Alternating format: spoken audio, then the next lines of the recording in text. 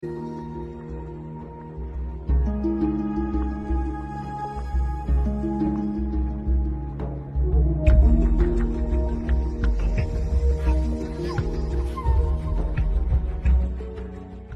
here with Kristen Megan, she's a military veteran, right?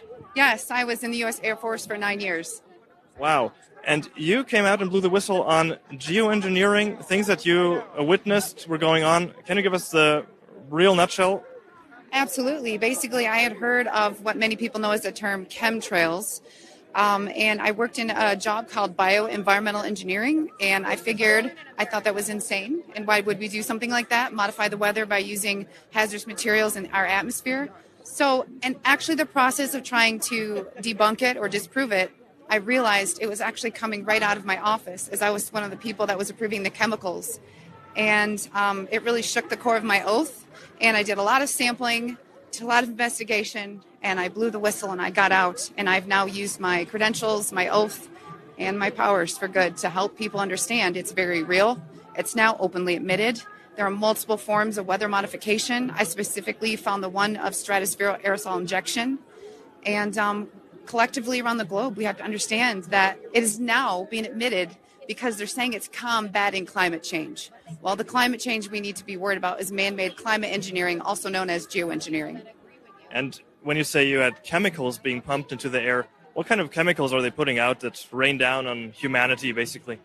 Nanoparticulate metals, like you had different sulfates and barium and strontium. I know it's probably changed over time. I know they use silver iodide for certain things. But these are the odd part of it was the quantities that I saw them coming in, the form that they were coming in. And it's the same type of materials that I was trying to engineer out of the workplace to substitute with safer materials. And when you notice that what's called the safety data sheet, the information about a chemical of what personal protective equipment to wear, how do you dispose of it, how do you pack it to ship it. When key information is missing, I ask questions. And my questions led to demonization, and I knew I found something I shouldn't have. That's insane. So these metals are basically toxic for the humans, I would presume, or? Yes, because it also has aluminum. And a lot of people will tell you, well, these things aren't horrible in small quantities. It's not small quantities, because when you are putting things above us, the dissipation rates are dependent on weather and climate, but it's getting into the food, it's getting into the soil. And around the world, these wastewater treatment plants, when it comes to pharmaceuticals, or these toxicants is what they're called, they are not able to filter them out. So if you're growing organic food, are we going to go back to the plexiglass barriers on our plants? I mean, it's horrible. That's why you can ban it anywhere. We've had states in the United States ban it, and that is great to get the ball rolling. But people really need to wake up to it, irrespective of any political party. It's not okay. And you're seeing a huge increase in neurodegenerative issues like Alzheimer's. It's really difficult for people with respiratory issues and asthma. And people are wondering why they have allergies 24/7, 365. And I liked what you said about that climate change, or the change we experience in weather.